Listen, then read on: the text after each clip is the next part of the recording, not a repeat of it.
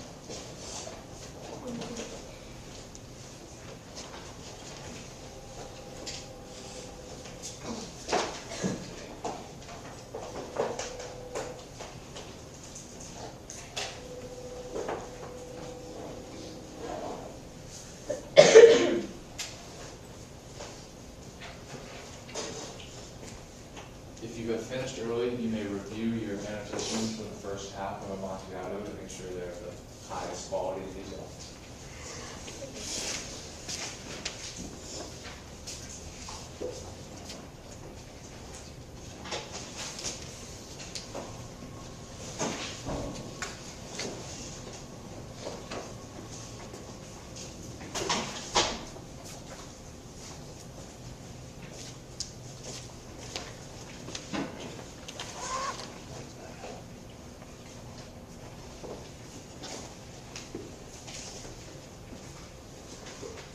Yourself, 30 seconds.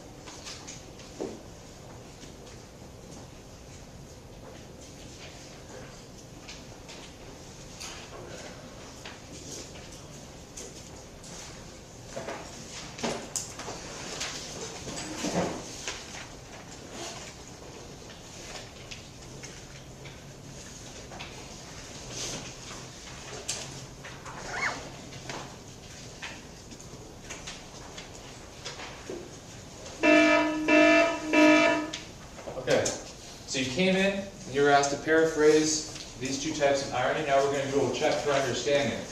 In just a second, you are going to turn to your neighbor. You're going to have 1 minute, and only 1 minute per person, to teach your partner the difference between situational, verbal, and dramatic irony. Use examples if that helps. You only have 1 minute to get your point across. First partner will be the person to this side. Okay? First minute starts now.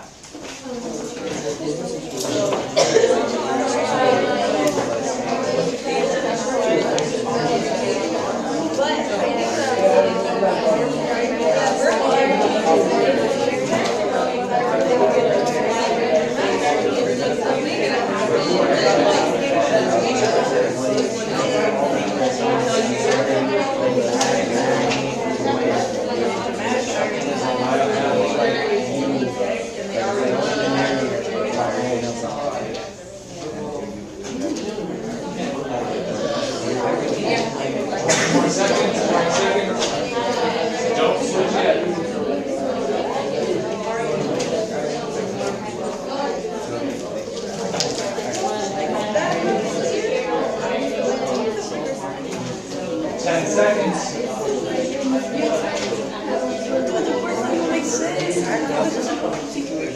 Partners, switch.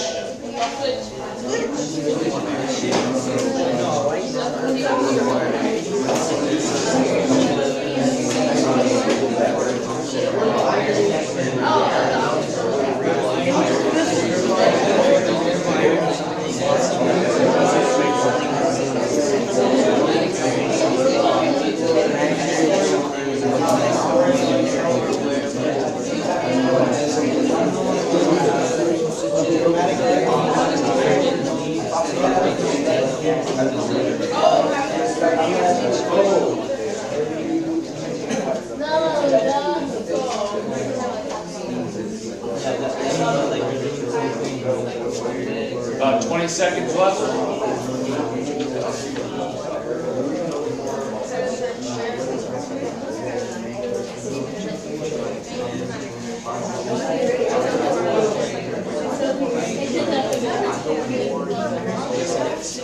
All right. Let's bring it in. Okay. So today is all about the three ironies. Okay? Situational, verbal, and dramatic. I have a feeling we're very comfortable with situational irony. It's usually the first kind of irony we learn. Felicita, you tell us, what is situational irony? When you understand the theme or message of the story. Could you say that again? When you understand the theme or message of the story. I don't think that that's as full of an answer as you could give. Okay? There's something very special about irony. A situation that's ironic, such as, anyone want to give an example? Yes? Fire station on fire. So like if a fire station was on fire. That's an ironic situation. Now, Felicita, you said it's understanding the theme or message of a story. I'm wondering if there's something more that you'd like to add.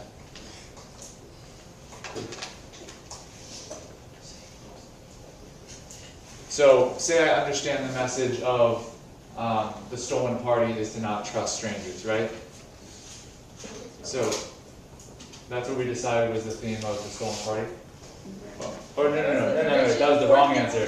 It was about how rich and poor people can't agree with each other, okay? So that's irony, that I understand that message.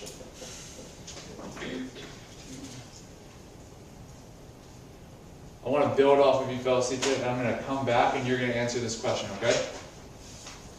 Okay, who can help me understand situational irony? Malik. Situational irony is the exact opposite of what you expected. That's a very well put. Okay, so can you give us an example other than the fire station? Cat chasing a dog. Okay. So if you saw this dog yelping and running away from this real mean cat, okay? In cartoons, you always picture the opposite, right? So your expectations were not met. Okay, I think that was from the video. That example was from the video. Okay? So, Felicita, what is situational irony? When you expect something to happen but the opposite happens. That is exactly right. Thank you, Felicita. Okay? So, situational irony. It's a situation that's ironic. Okay? Item number 2, verbal irony. Okay? Octavio, what's verbal irony? I put when writers make the characters use figurative language and symbolism. That's just figurative language and that's just symbolism. Verbal irony, okay, because the definition in the book said what? What was the definition that you actually physically read? Writers use verbal irony by having a speaker or narrator say one thing while meaning another. That's why I said symbolism. So I know what you're thinking. You're thinking like, oh, cats and dogs, it's raining cats and dogs. They mean something other, okay? But actually, it's a little bit simpler than that, okay? Verbal irony means the literal words that you say, like, yeah, I'm in a great mood today. Okay? What did I just say? That you were having a great mood. So what I said was that I'm in a great mood. But what I meant was the opposite.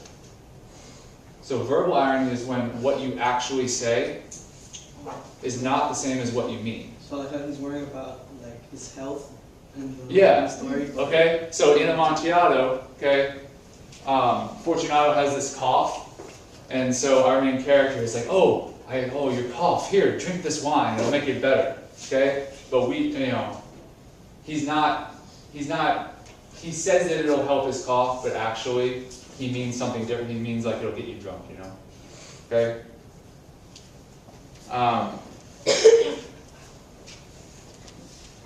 That's verbal irony. Does anyone have another example? Let me think of another one. Great. How about like you all come in in being real loud and disruptive, and I say, I love it when you guys do that. It's kind of like sarcasm. Yeah. Right? So they're very closely related. Yes? When someone has a fly in their head but you don't like them, oh, let me get that fly off your head. You have a frying pan. Yes. Okay? Because your words show that you would care about them, when really your actions are the opposite. Okay? So, that's verbal irony. Dramatic irony. The third and final type of irony. Aurelia, what did you have for dramatic irony? Well, I put that it's when the writer wants to know that the reader wants to know what might happen to the main character. Say that again? It's, I guess, when the writer writes about something that the reader, they might conclude about what might happen to the character in the story. So the reader can conclude what's going to happen to the writer in the story. Yeah, what might happen to the character. Okay. And there's something kind of more particular about dramatic irony. Does the character in the story know the same information that the reader does? No. He doesn't. Okay? So in Amontillado, Aurelia, okay, what dramatic irony do we see? Well, he was, as the narrator was taking him to the catacombs, he didn't know that he was really going to be taken there to, that was the narrator can get revenge on him. So he just thought he was going to go down there to go check out the wines. Right. So Fortunato thinks he's going down because he's this big wine buff and he's going to help our main character. Okay? The dramatic irony is that we, the readers, we know that is not the case at all. We know that there's something else going on. Okay? So, as a quick recap, thank you, Aurelia. Okay? As a quick recap, types of irony, if you need to jot something down that you missed. Situational is when the opposite of what is expected happens, like a cat chasing a dog. Good example. Okay? Dramatic, the reader, I kind of flipped the order here. Dramatic is when readers know things that the characters don't. And verbal is saying something but meaning another. It's like sarcasm. Okay?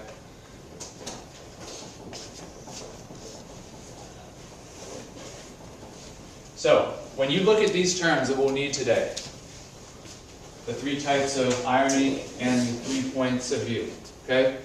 On a scale of 0 to 5, I'd like you just to put up your hands. How comfortable do you feel working with this vocabulary today?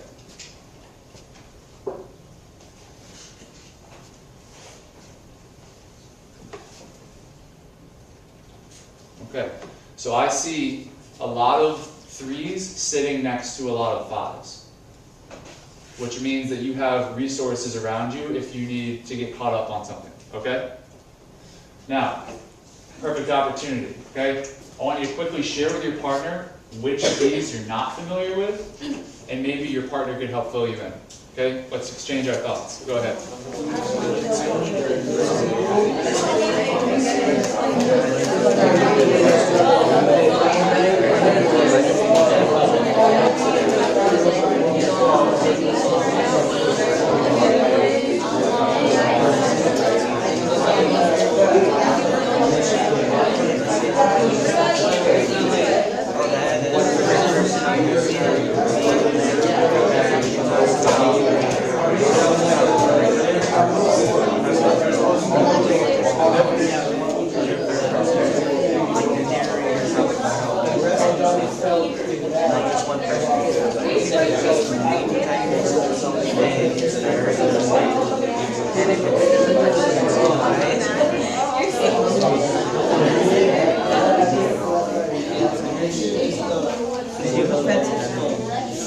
Okay, thank you.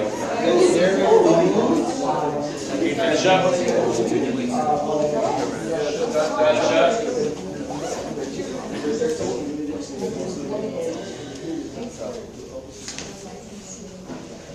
I feel like I should give you one more example of verbal irony. I feel like I didn't explain that as well as I could have. Okay? So early on in the story at one point, well, we know that our main character, Montresor, is not always being entirely truthful with what he says to Fortunato, right? Yeah. Like Huling. So there's a lot of verbal irony involved in how he communicates with Fortunato. For example, he says something like at one point they're kind of cheersing because they're both drinking, and he's like, you know, to your long life. Would you say? Okay? And so obviously, in his head, he knows that this guy's gonna be dead by the end of the night, or according to his plan, right? So to say to your long life, but to mean you're gonna be dead soon, okay? That's verbal irony, because what he said didn't actually match what he meant. Okay?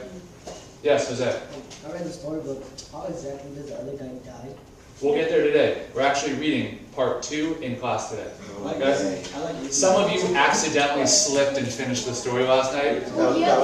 Your job is to not spoil it. If you spoil it, I'll spoil you. Okay? What the heck? Now, thank you. All right. A quick review, if you missed it, of the points of view. Okay? The 3 points of view. First point of view, first person, is a character in the story, telling the story, such as I. Okay? Perfect example, Cask of Amontillado. He says, I walked him down to the catacombs, I was doing this, I was doing that. First person is I.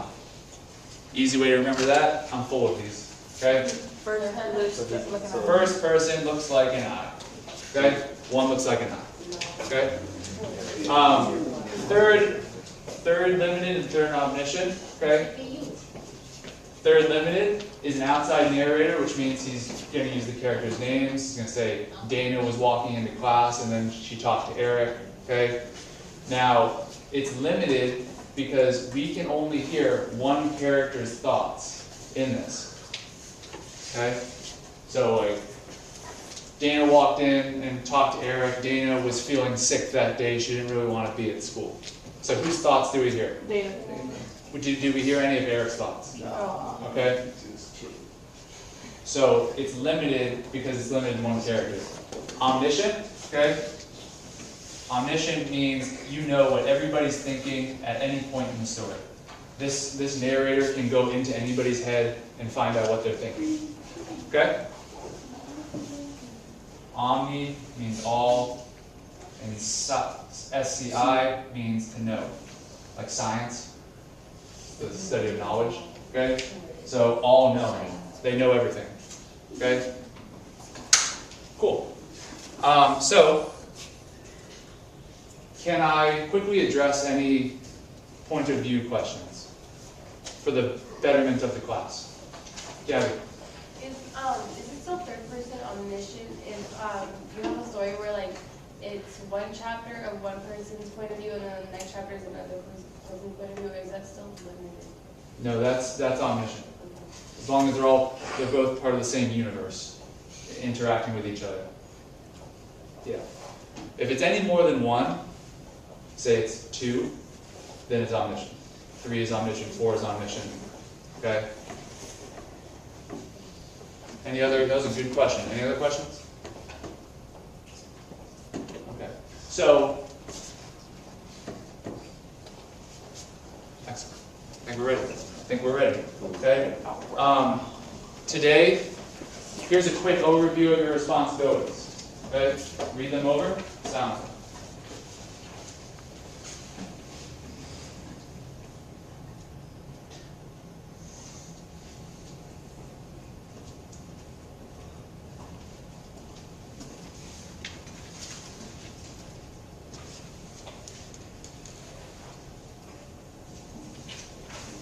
I'm going to challenge you, again, as a check for understanding.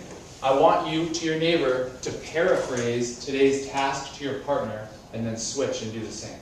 Okay? I want you to answer these questions to your partner.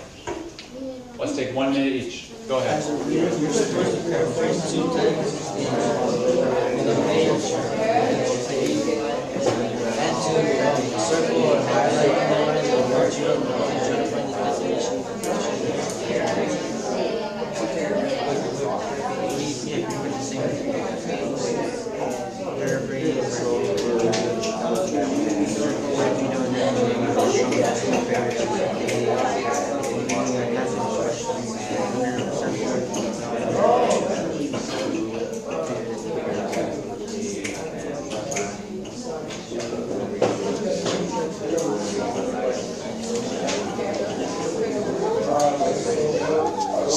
you have it. Switch to the next 2 seconds. Both person shares. Both people share.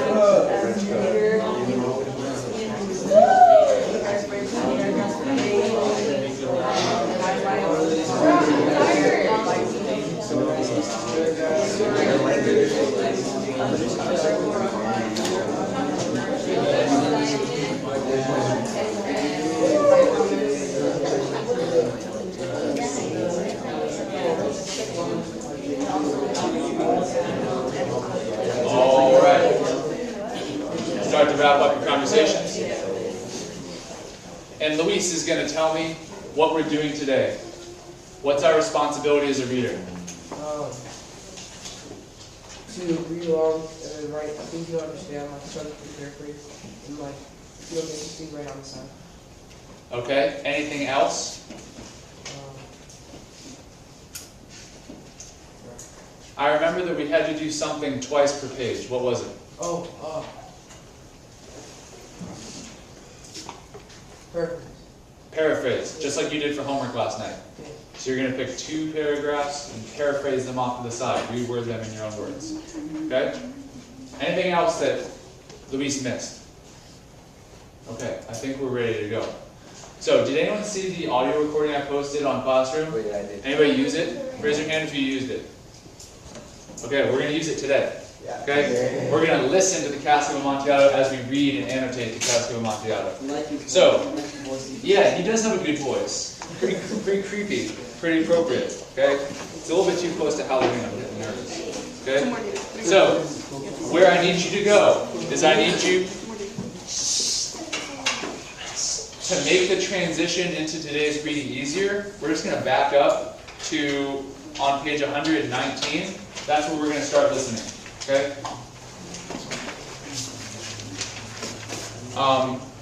Let's get some Halloween mood in here. Come on, people look away. Okay? Wow. Now, here's what I'm going to do for you. Listen carefully. As you are listening today, you can be taking notes as you listen. Okay? However, at the end of each chunk, you'll notice that there are 5 or 6 chunks, 7 chunks, 8 chunks, okay? At the end of each chunk, I'm going to pause the recording, and I'm going to give you about 1 minute to debrief and to write down whatever notes you found, okay? So don't feel rushed. You'll get some chances to write. Okay.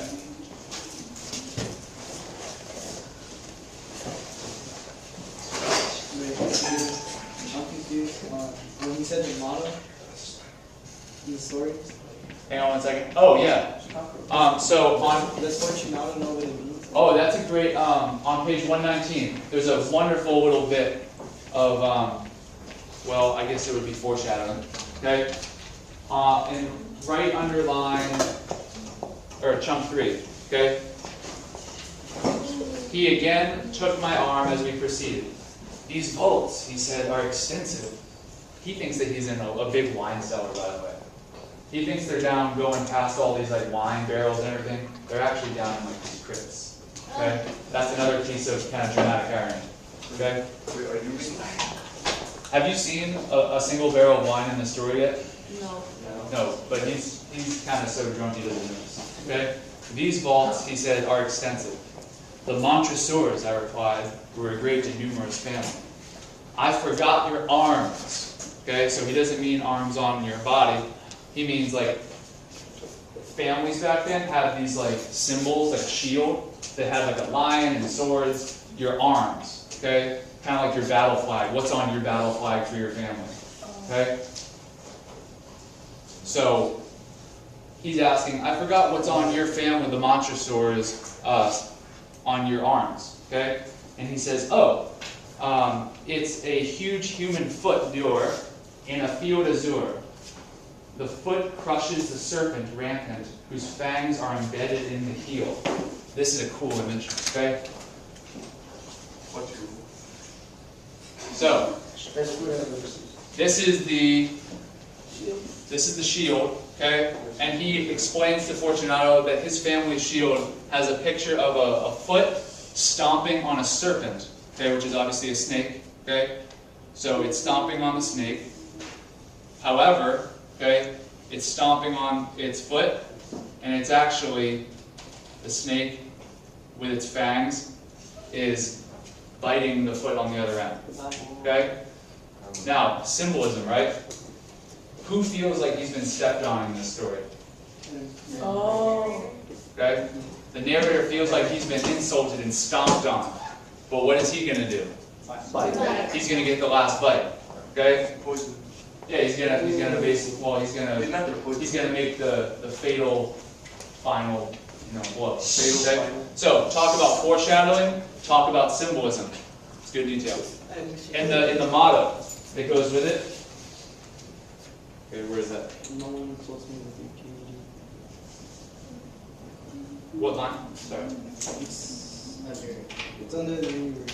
Oh, in the motto, Nemo me impune lasset. Okay. It's in the bottom. And at the bottom, no one insults me with impunity. Okay?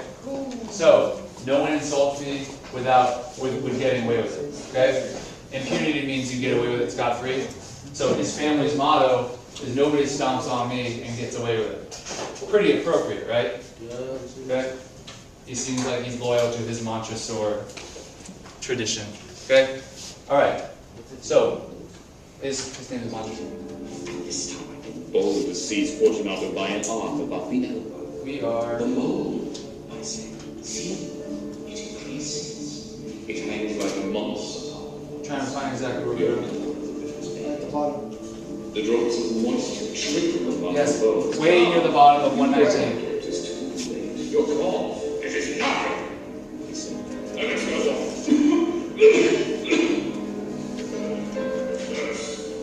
Another drop. Drinking more wine.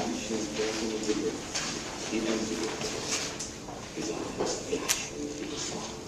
He laughed and threw the bottle backwards with a gesticulation I did not understand. I looked at him in surprise. He repeated the movement, a grotesque one. You do not comprehend, he said. Not I replied. And you are not of the Brotherhood. Ah, you are not of the Masons. Yes, yes, I said. Yes, yes. You, impossible. A Mason. A Mason. A sign, he said. It is this, I answered, producing a trowel from beneath the folds of my cloak. You jest, he exclaimed, recoiling a few paces. But let us proceed. To the Amontillado. Be it so, I said, replacing the tool beneath the cloak, and again offering him my arm. He leaned upon it heavily. We continued our route in search of the Amontillado. We passed through a range of low arches, descended, passed on, and descending again, arrived at a deep crypt in which the foulness of the air caused our torches rather to glow than flame. Okay, I said I was going to stop at each chunk. There was a joke there. You might have kind of missed it. Okay? It had to do with the word mason. Okay? So mason has two meanings. On one hand, a mason is somebody who lays bricks, who's a bricklayer. That's a profession. So he pulls out a trowel, which is like a bricklaying tool, kind of like a miniature shovel a little bit. Okay? And there's another meaning for masons, which is a member of a secret society called the Masons. So Fortunato's like, "Are you a member of the Masons?" And he's like, "Oh yes, I am a Mason." And he's like, "Oh well, tell me about that secret society." And he's like, "No, I'm a Mason." And he takes out this tool. Okay. Now he's kind of messing with Fortunato, but also why does he just have a bricklaying tool? Okay. This could act as a bit of foreshadowing, okay? Or just kind of like a little disturbing moment, okay? Where he tips his hand. So, I want you to take about 2 minutes, make whatever notes in this chunk you found, okay?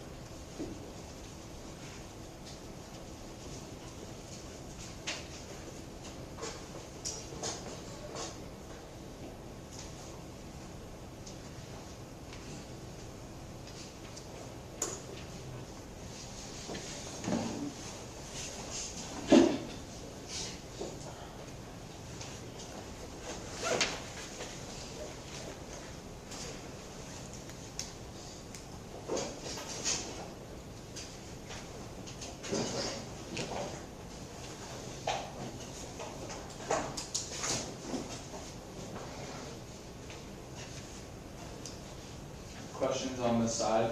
Both of those are in reference to chunk 4, so don't worry about them yet.